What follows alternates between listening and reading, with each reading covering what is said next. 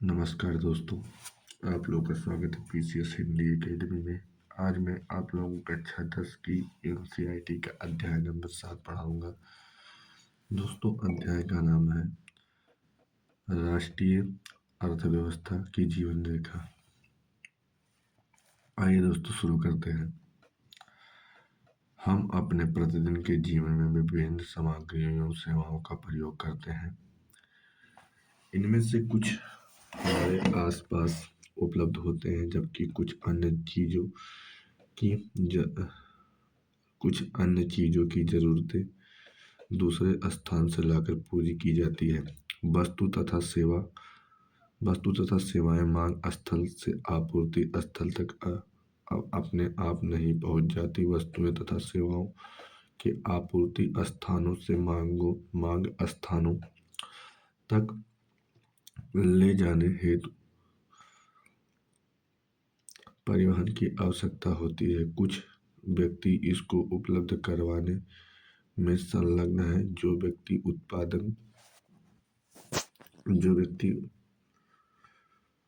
उत्पादक को परिवहन द्वारा उपभोक्ताओं तक पहुंचाते हैं, उन्हें व्यापारी कहा जाता है।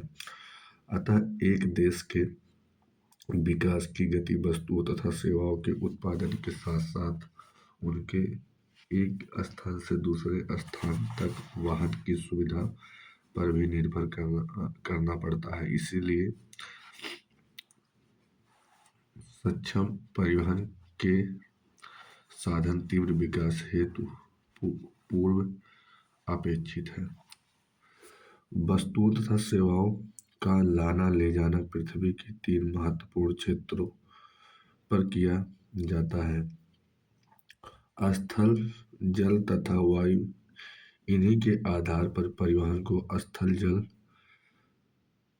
व वायु परिवहन में वर्गीकृत किया जा सकता है।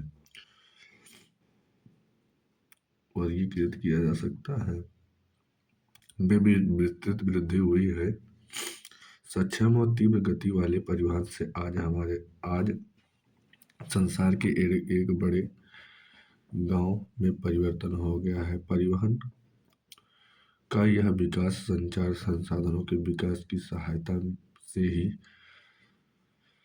संभव हो सकता है। इसीलिए परिवहन, संचार व व्यापार एक दूसरे के पूरक हैं। आज भारत अपने विशाल आकार, विविधताओं, भाषाई तथा सामाजिक व सांस्कृतिक बहुलताओं के बावजूद संसार के सभी क्षेत्रों से सुचारू रूप से जुड़ा हुआ है। रेल, वायु एवं जल परिवहन, समाचार, रेडियो, दूरदर्शन, सिनेमा तथा इंटरनेट आदि इसके सामाजिक आर्थिक विकास में अनेक प्रकार से सहायक हैं।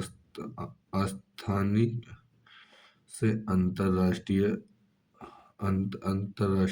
स्तरीय व्यापार में अर्थव्यवस्था को जीवन शक्ति दी है। इसने हमारे जीवन को समृद्ध किया है,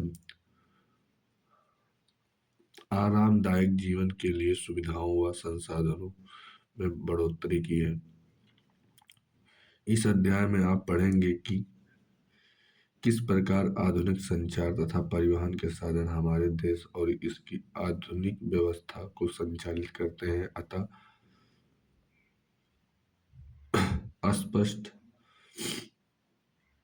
यह स्पष्ट है कि सघन व सक्षम परिवहन का जाल तथा संचार के साधन आज विश्व, राष्ट्र व स्थानीय व्यापार हेतु पूर्व अपेक्षित है। परिवहन के बारे में आप लोग जानिए दोस्त। ट्रांसपोर्ट। स्थल परिवहन। भारत विश्व के सर्वाधिक सड़क जाल वाले देशों में से एक है। यह सड़क जाल लगभग 54.7 लाख किलोमीटर है। भारत में सड़क परिवहन रेल परिवहन से पहले प्रारंभ हुआ था दोस्त। जो सड़क परिवहन है, भारत में पहले सड़क परिवहन आया था, उसके बाद रेल परिवहन।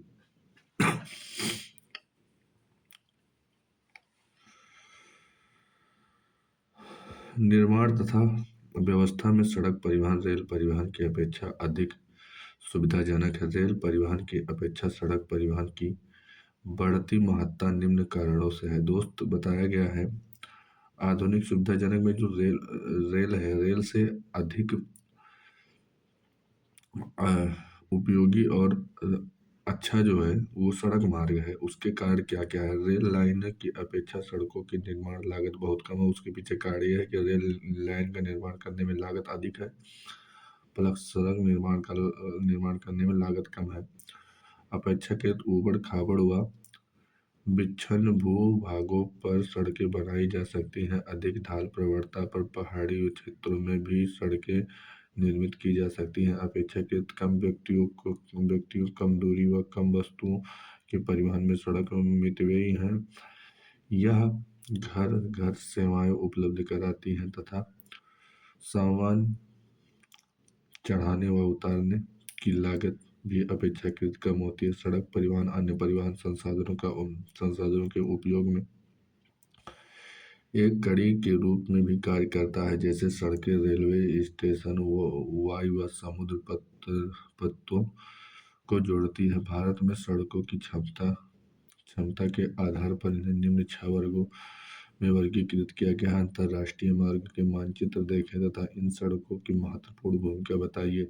स्वर्णिम चतुर्भुज महाराजमार्ग भारत सरकार ने दिल्ली, कोलकाता, चेन्नई, मुंबई व दिल्ली को जोड़ने वाली 6 लेन वाली महामार्गों की सड़क परियोजना प्रारंभ की है। इस परियोजना के तहत 2 गलियारे प्रस्तावित हैं। प्रथम उत्तर दक्षिण गलियारा जो श्रीनगर को कन्याकुमारी से जोड़ता है तथा द्वितीय जो पूर्व पश्चिम गलियारा जो सिलचर असम तथा पोरबंदर गुजरात को जोड़ता है। इस महामार्ग का मुख्य उद्देश्य भारत में मेगा सिटी के मध्य की दूरी व परिवहन समय को न्यूनतम करना है। यह राजमार्ग परियोजनाओं भारत के राष्ट्रीय राजमार्ग प्राधिकरण के अधिकार क्षेत्र में है। राष्ट्रीय राजमार्ग देश के दूरस्थ भागों को जोड़ता है। ये प्राथमिक सड़क तंत्र है जिनका निर्माण व रखरखाव केंद्रीय लोक निर्माण विभाग के आधार क्षेत्र में है। अनेक प्रमुख राष्ट्रीय राजमार्ग उत्तर से दक्षिण तथा पूर्व से पश्चिम दिशा में फैली है। दिल्ली व अमृतसर के मध्य ऐतिहासिक शेरशाह सूरी मार्ग राष्ट्रीय राजमार्ग 1 के नाम से जाना जाता है। दोस्त, ये जो ऐतिहासिक राजमार्ग है ये शेरशाह सूरी द्वारा बना था। इसे जीटी रोड भी कहते हैं। जिसका नाम राष्ट्रीय राजमार्ग 1 से जाना जाता है। राजमार्ग राज्यों की राजधानियों को जिला मुख्यालयों से जोड़ने वाली सड़कें राजमार्ग कहलाती हैं। राज्य तथा केंद्र शासित क्षेत्रों में इनकी व्यवस्था का निर्माण का दायित्व राज्य व सार्वजनिक निर्माण विभाग पीडब्ल्यूडी का होता है। दोस्त, जो राज्य की सड़कें होती है उसको निर्माण करने में पीडब्ल्यूडी प्लस राज्य सरकार का दायित्व होता है।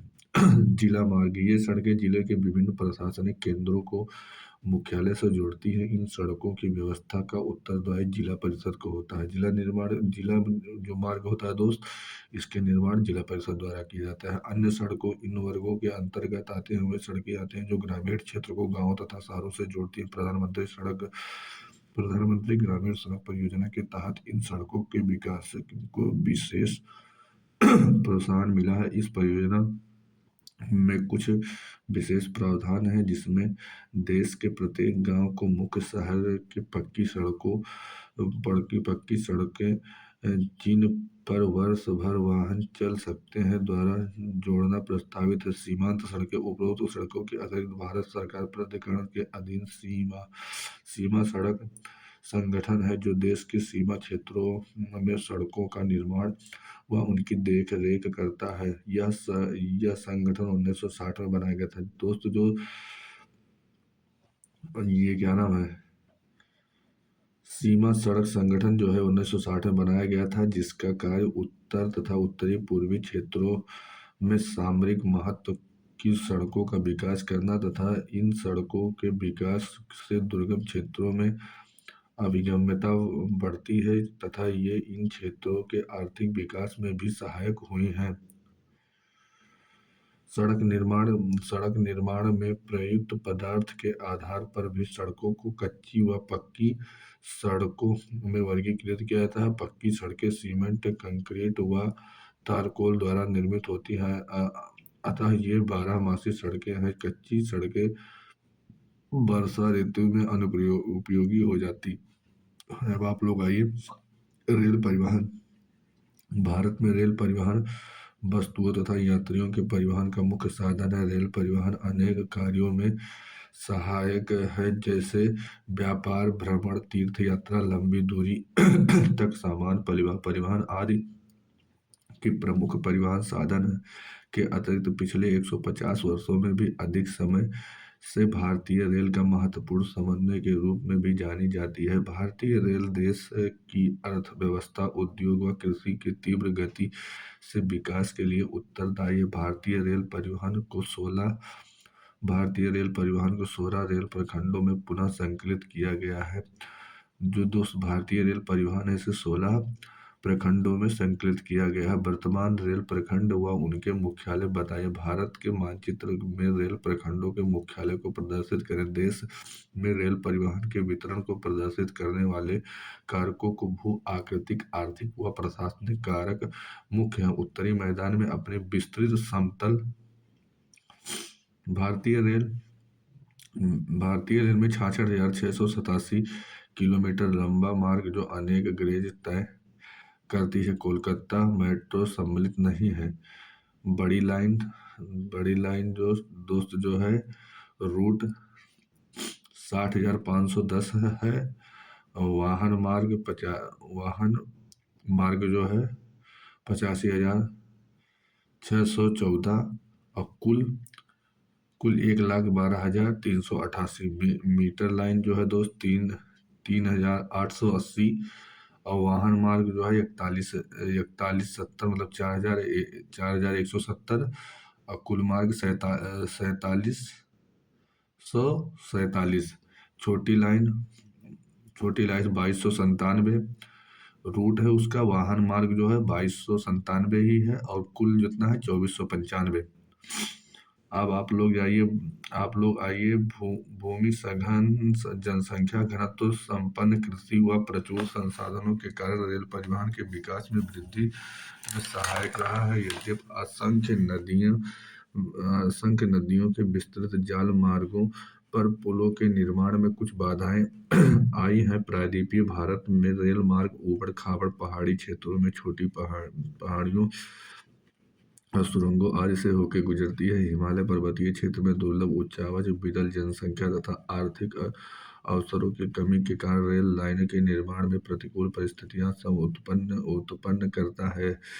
इसी प्रकार पश्चिमी राजस्थान, गुजरात के दलदली भाग, मध्य प्रदेश के वनों क्षेत्रों में, छत्तीसगढ़, उड़ीसा व झारखंड में रेल लाइन निर्माण करना कठिन है। सह्याद्री तथा उसके सन्निहित क्षेत्र में को भी घाट या दर्रे के द्वारा ही पार कर पाना असंभव है। कुछ वर्ष पहले भारत के महत्वपूर्ण आर्थिक क्षेत्र में पश्चिमी तट के साथ कोंकण रेलवे के विकास ने यात्रियों को वस्तुओं के आवागमन व सुविधाजनक बनाया है। यद्यपि यह असंख्य समस्याएं भी हैं, जैसे भूस्खलन तथा किसी भी भाग में रेल ट्रैक का धंसना आदि। आज राष्ट्रीय अर्थव्यवस्था में परिवहन के अन्य सभी साधनों की अपेक्षा रेल परिवहन प्रमुख हो गया है। यद्यपि रेल परिवहन समस्याओं से मुक्त नहीं है। बहुत से यात्री बिना टिकट यात्रा करते हैं। रेल संपत्ति को हानि तथा चोरी जैसे समस्या भी पूर्णतया समाप्त नहीं हुई है। जंजीर खींच कर यात्री कहीं भी अचानक गाड़ी रोकते हैं, जिससे रेल को भारी हानि उठानी पड़ती है। जरा सोचिए, हम अपनी रेलगाड़ी को निर्धारित समय पर चलने में कैसे मदद कर सकते हैं। पाइपलाइन भारत के दोस्त, अब आप लोग जानिए पाइपलाइन के बारे में। भारत के परिवहन मानचित्र व पाइपलाइन का एक नया परिवहन का साधन है। पहले पाइपलाइन का उपयोग शहरों व उद्योगों में पानी पहुंचाने हेतु होता था। आज इसका प्रयोग कच्चा तेल। दोस्तों फिर से देखते हैं पाइपलाइन। भारत के परिवहन मानचित्र पर पाइपलाइन एक नया परिवहन का साधन है। पहले पाइपलाइन का उपयोग शहरों व उद्योगों में पानी पहुंचाने हेतु होता था, जिसका प्रयोग कच्चा तेल, पेट्रोल आदि तथा तेल से प्राप्त प्राकृतिक तथा गैस क्षेत्र से उपलब्ध गैस शोधनशालाओं, उर्वरक कारखानों व बड़े ताप विद्युत गिरोहों तक पहुंचाने में किया जाता है। ठोस पदार्थ को तरल अवस्था में परिवर्तित कर पाइपलाइन द्वारा ले जाया जाता है। दोस्त बताया जाए कि जो ठोस पदार्थ होते हैं उनको तरल पदार्थ में परिवर्तित करने के बाद उन्हें पाइप लाइन द्वारा लेके जाया जाता है। सुदूर आंतरिक भागों में स्थित शोधशालाओं जैसे बरौनी, मथुरा, पानीपत तथा गैस पर आधारित उर्वरक कारखानों की स्थापना पाइपलाइनों के जाल के कारण ही संभव हो पाई है। पाइपलाइन बिछाने की प्रारंभिक लागत अधिक है, लेकिन इनको चलाने की लागत न्यूनतम है।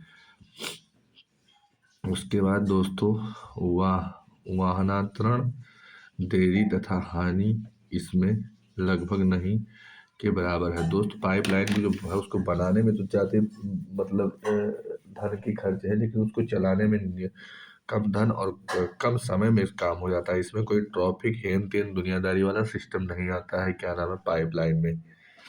अब आइए देश में पाइपलाइन परिवहन की 3 प्रमुख जाल हैं। ऊपरी असम के तेल क्षेत्रों के गुवाहाटी, बरौनी व इलाहाबाद के रास्ते कानपुर उत्तर प्रदेश तक इसकी एक शाखा बरौनी से राजबंद होकर हल्दिया तक है। दूसरी राजबंद से मौरीग्राम तक तथा गुवाहाटी से सिलीगुड़ी तक है। गुजरात के सलाया में बीरम गांव, मथुरा, दिल्ली व सोनीपत के रास्ते पंजाब से जालंधर तक इसकी अन्य शाखाएं बड़ोदरा के निकट कोयली में चक्षु व अन्य स्थानों से जोड़ती है। अब आप लोग आइए गैस पाइपलाइन गुजरात में हजीरा के उत्तर प्रदेश में जगदीशपुर से मिलती है। मध्य प्रदेश के बीजेपुर के रास्ते होकर इसकी शाखाएं राजस्थान के कोटा तथा उत्तर प्रदेश के शाहजहांपुर सॉरी दोस्तों, खांसी आ रही है, बवरला व अन्य स्थानों से है। जल परिवहन भारत के लोग प्राचीन काल में समुद्री यात्रा करते हैं।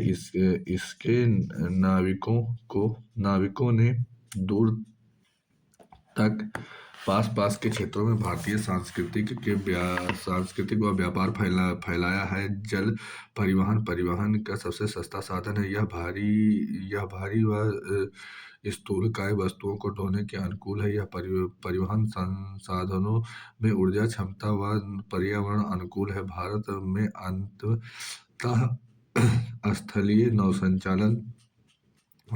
नौसंचालन जलमार्ग 14,050 किलोमीटर लंबा है। इसमें केवल 5,685 किमी मार्ग ही मशीनीकृत नौकाओं द्वारा तय किया जाता है।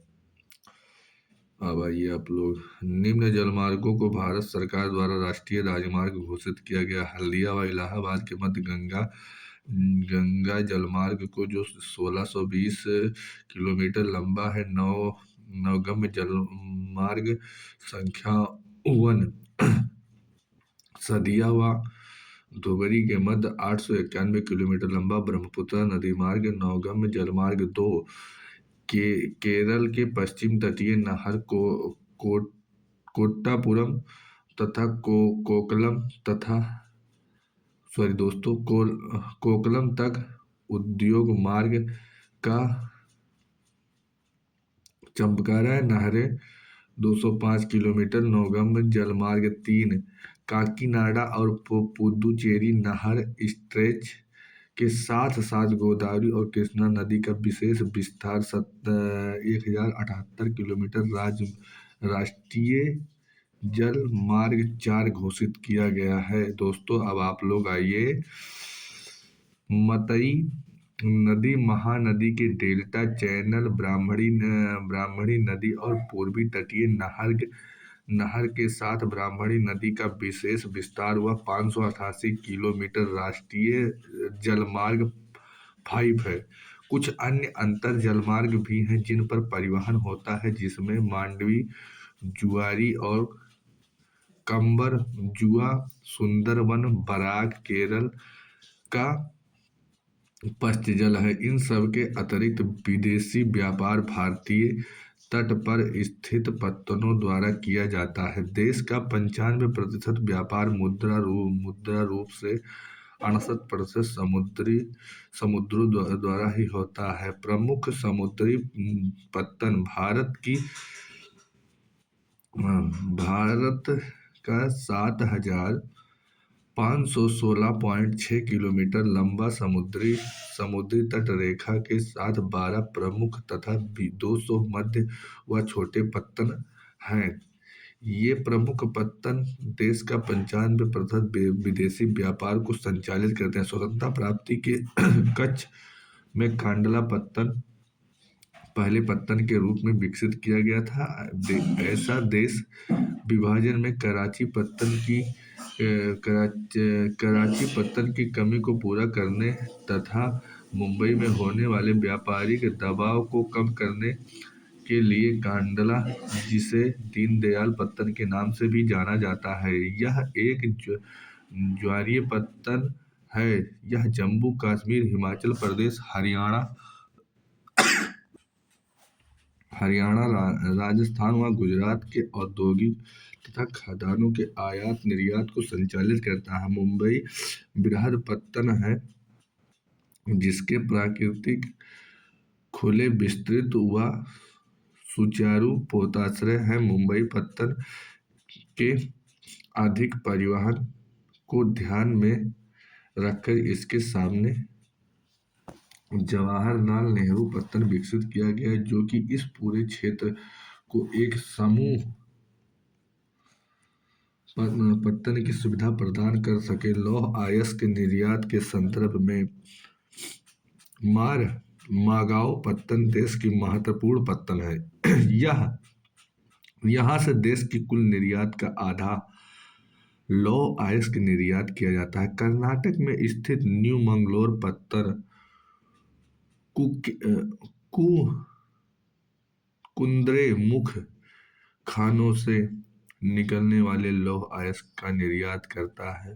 सुदूर दक्षिण पश्चिम में कोच्चि पत्तन है। यह एक लैगून के मुहाने पर स्थित एक प्राकृतिक पोताश्रय है। दोस्त जो कोच्चि पत्तन है ये प्राकृतिक पोताश्रय है। अब आप लोग आइए पूर्वी तट के साथ तमिलनाडु में दक्षिण पूर्वी छोर पर तूतीकोरम पत्तन है दोस्त, तमिलनाडु में है। यह प्राकृतिक पोताश्रय है तथा यह पृष्ठभूमि भी अत्यंत समृद्ध है। यहाँ की जो पृष्ठभूमि, इसकी पृष्ठभूमि जो दोस्त है वो भी समृद्ध है। अतः यह पत्तन हमारे पड़ोसी देशों जैसे श्रीलंका, मालदीव आदि तथा भारत के तटीय क्षेत्रों में विभिन्न वस्तुओं के व्यापार को संचालित करता है। चेन्नई हमारे देश का प्राचीनतम कृत्रिम पत्तन है। व्यापार की मात्रा तथा लदे सामान के संदर्भ में इसका मुंबई के बाद दूसरा स्थान है। विशाखापट्टनम स्थल से घिरा गहरा व सुरक्षित पत्तन है। प्रारंभ में यह पत्तन लौह अयस्क के निर्यात के रूप में विकसित किया गया है। उड़ीसा में स्थित पारादीप पत्तन विशेषतः लौह अयस्क का निर्यात करता है। कोलकाता एक अंतःस्थलीय नदीय पत्तन है। यह पत्तन गंगा ब्रह्मपुत्र बेसिन के बृहद व समृद्ध पृष्ठभूमि को सेवाएं प्रदान करता है। ज्वारीय पत्तन होने के कारण तथा हुगली के तलछट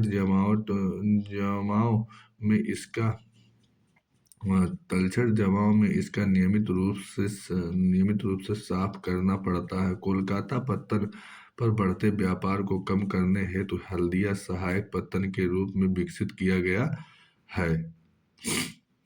अब वायु परिवहन। आज वायु परिवहन तीव्रतम, आरामदायक व प्रतिष्ठित परिवहन का साधन है। इसके द्वारा अति दुर्गम स्थानों जैसे ऊंचे पर्वतों, मरुस्थलीय व घने जंगलों व लंबी समुद्री रास्तों को सुगम से पार किया जा सकता है। वायु परिवहन के अभाव में देश की उत्तरी पूर्वी राज्यों में विकसित राज्यों के विषय में सोचें, जहां बड़ी नदियां, विच्छिन्न धरातल, घने जंगल, निरंतर बाढ़ आदि का समस्या समस्या बाढ़ आदि एक सामान्य बात है। हवाई यात्रा ने इसे अधिक अभिगम्य बना दिया है। सन 1953 में वायु परिवहन का राष्ट्रीयकरण किया गया। एयर इंडिया घरेलू और अंतर्राष्ट्रीय वायु सेवाएं भी प्रदान करती है। पवन हंस हेलीकॉप्टर लिमिटेड तेल व प्राकृतिक गैस के आयोग को इसकी अपतटीय संक्रियाओं में तथा अपगम व दुर्लभ भूभागों जैसे उत्तरी पूर्वी राज्यों तथा जम्मू कश्मीर, हिमाचल प्रदेश, उत्तराखंड के अतिरिक्त क्षेत्रों में हेलीकॉप्टर सेवाएं उपलब्ध कराता है। एयर इंडिया से जुड़े देशों के नाम बताइए। हवाई यात्रा सभी व्यक्तियों की पहुंच में नहीं है। केवल उत्तरी पूर्वी राज्यों में इन सेवाओं को आम आदमी तक उपलब्ध कराने हेतु विशेष प्रबंध किए गए हैं। संचार सेवाएं। जब से मानव पृथ्वी पर अवतरित हुआ है, उसे विभिन्न संचार माध्यमों का प्रयोग किया है, लेकिन आधुनिक समय में बदलाव की तीव्र गति, संदेश प्राप्तकर्ताओं या संदेश भेजने वाले गतिविहीन रहते हुए भी लंबी दूरी का संचार बहुत आसान हो गया। निजी दूरसंचार व जनसंचार में दूरदर्शन, रेडियो, समाचार पत्र समूह, प्रेस तथा सिनेमा आदि देश के प्रमुख संचार साधन है। भारत में डाक संचार तथा विश्व का बृहत्तम है। यह पार्सल निजी पत्र व्यवहार तथा तार आदि को संचालित करता है। कार्ड व लिफाफा बंद चिट्ठी पहली श्रेणी की डाक समझी जाती थी तथा विभिन्न स्थानों पर वायुयान द्वारा पहुंचाए जाते हैं। द्वितीय श्रेणी की डाक में रजिस्टर्ड पैकेट, किताबें, अखबार व मैगजीन शामिल है। ये धरातलीय डाक द्वारा पहुंचाए जाते हैं इसके लिए स्थल व जल परिवहन का प्रयोग किया जाता है। बड़े शहरों व नगरों में डाक संचार में शीघ्रता हेतु जाल में ही डाक मार्ग बनाए जाते हैं। इन्हें राजधानी मार्ग, मेट्रो चैनल, ग्रीन चैनल, व्यापार चैनल, भारी चैनल तथा दस्तावेज चैनल के नाम से जाना जाता है। दूरसंचार तंत्र में भारत एशिया महाद्वीप के अग्रणी है। नगरीय क्षेत्रों के अतिरिक्त भारत के 2/3 से अधिक गांव एसटीडी दूरभाष सेवा से जुड़े हैं। सूचना के प्रसार को आधार स्तर से उच्च स्तर तक समृद्ध करने हेतु भारत सरकार ने देश के प्रत्येक गांव में 24 घंटे एटीएम की सुविधा के विशेष प्रबंध किए हैं। पूरे देश भर में एसटीडी की दरों को भी नियमित किया गया है। यह सब सूचना संचार व अतिरिक्त प्रौद्योगिकी के समन्वित विकास से ही संभव हो पाया है। जनसंचार मानव को मनोरंजन के साथ बहुत से राष्ट्रीय कार्यक्रमों व नीतियों के विषय में जागरूक करता है। इन रेडियो व दूरदर्शन समाचार पत्र पत्रिकाओं किताबों तथा चलचित्र सम्मिलित हैं। आकाशवाणी ऑल इंडिया रेडियो राष्ट्रीय, क्षेत्रीय तथा स्थानीय भाषा में देश के विभिन्न भागों में अनेक वर्गों में व्यक्ति के लिए विविध विविध कार्यक्रम प्रसारित करता है। दूरदर्शन देश का राष्ट्रीय समाचार व देश के देश समाचार व संदेश के माध्यम है तथा विश्व के बृहद संचार तंत्र में से एक है। यह विभिन्न आयु वर्ग के व्यक्तियों को हेतु मनोरंजन, ज्ञानवर्धक व खेल जगत संबंधी कार्यक्रम प्रसारित करता है। भारतवर्ष भर अनेक समाचार पत्र तथा सामाजिक पत्रिकाएं प्रकाशित की जाती हैं। ये पत्रिकाएं सामाजिक होने के नाते जैसे मासिक, साप्ताहिक आदि कई प्रकार की समाचार पत्र लगभग 100 भाषाओं तथा बोलियों में प्रकाशित होती है। क्या आप जानते हैं कि हमारे देश में सर्वाधिक समाचार पत्र हिंदी भाषा में प्रकाशित होती है तथा इसके बाद अंग्रेजी व उर्दू समाचार पत्र। भारत के विश्व में सर्वाधिक चलचित्रों का उत्पादक भी है। यहाँ कम अवधि वाली फिल्में, वीडियो फीचर फिल्म व छोटी वीडियो फिल्में बनाते हैं। भारत व विदेशी सभी फिल्मों को प्रमाणित करने का अधिकार केंद्रीय फिल्म प्रमाणन बोर्ड को है। अंतर्राष्ट्रीय व्यापार राज्य व देश में व्यक्तियों के बीच वस्तुओं का आदान प्रदान व्यापार कहलाता है। बाजार एक ऐसी जगह है जहां इनका विनियमन होता है। दो देशों के मध्य व्यापार अंतर्राष्ट्रीय व्यापार कहलाता है। यह समुद्र, हवाई व स्थलीय मार्गों द्वारा हो सकता है। यद्यपि स्थानीय व्यापार शहरों, कस्बों व गाँव में होता है। राज्य स्तरीय व्यापार दो या अधिक राज्यों के मध्य होता है। यह देश के अंतर्राष्ट्रीय व्यापार की प्रगति, उसके आर्थिक वैभव व सूचना है। इसीलिए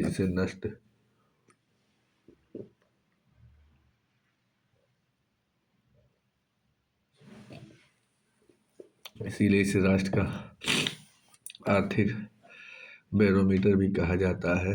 सभी देश अंतर्राष्ट्रीय व्यापार पर निर्भर है क्योंकि संसाधनों की उपलब्धता क्षेत्रीय है, अर्थात इसका वितरण आसान है। आयात तथा निर्यात व्यापार के घटक है। आयात व निर्यात का अंतर ही देश में व्यापार संतुलन को निर्धारित करता है। अगर निर्यात मूल्य आयात मूल्य से अधिक हो तो उसके अनुकूल व्यापार संतुलन कहते हैं। इसके विपरीत निर्यात की अपेक्षा अधिक आयात संतुलित व्यापार कहलाती है। विश्व के सभी भौगोलिक प्रदेशों तथा सभी व्यापारिक खंडों के साथ भारत में व्यापारिक संबंध है। भारत में निर्यात होने वाली प्रमुख वस्तुएं रत्न हुआ, जवाहरात, रसायन हुआ, संबंधित उत्पाद तथा कृषि एवं संबंधित उत्पाद है। अब आइए भारत में आयातित वस्तुओं में कच्चा पेट्रोलियम तथा उत्पाद रत्न, जवाहरात, आधार धातुएं, मशीनें, कृषि व अन्य उत्पाद शामिल हैं। भारत अंतर्राष्ट्रीय स्तर पर एक सॉफ्टवेयर महाशक्ति के रूप में उभरा है तथा सूचना व प्रौद्योगिकी के माध्यम से अत्यधिक विदेशी मुद्रा अर्जित कर रहा है। पर्यटन एक व्यापार के रूप में पिछले 3 दशकों में भारत में पर्यटन उद्योग में महत्वपूर्ण वृद्धि हुई है। 150 लाख से अधिक व्यक्ति पर्यटन उद्योग में प्रत्यक्ष रूप से संलग्न है। पर्यटन राष्ट्रीय एकता को प्रोत्साहित करता है तथा स्थानीय हस्तकला व सांस्कृतिक उद्यमों को प्रसार देता है। अंतर्राष्ट्रीय स्तर पर यह हमें सांस्कृतिक तथा विरासत की समझ विकसित करने में सहायक है। विदेशी पर्यटक भारत में विरासत पर्यटन, पर्यटन रोमांचकारी पर्यटन, सांस्कृतिक पर्यटन, चिकित्सा तथा चिकित्सा पर्यटन का व्यापारी पर्यटन के लिए आते हैं। देश के विभिन्न भागों में पर्यटन की अपार संभावनाएं हैं। पर्यटन उद्योग के विकास हेतु विभिन्न प्रकार के पर्यटन को बढ़ावा देने का प्रयास किए जा रहे हैं। दोस्तों, मुझे उम्मीद है कि यह अध्याय आप लोगों को अच्छे से समझ में आया होगा। दोस्तों, यदि यह अध्याय आप लोगों को अच्छे से समझ में आया है तो उसको लाइक कीजिए, शेयर कीजिए और अपने उन दोस्तों के पास शेयर कीजिए जो एनसीईआरटी पढ़ना चाहते हैं, जो एनसीईआरटी पढ़ना भी शुरू किए हैं। मिलते हैं नेक्स्ट क्लास में, तब तक के लिए नमस्कार, बाय बाय, टेक केयर।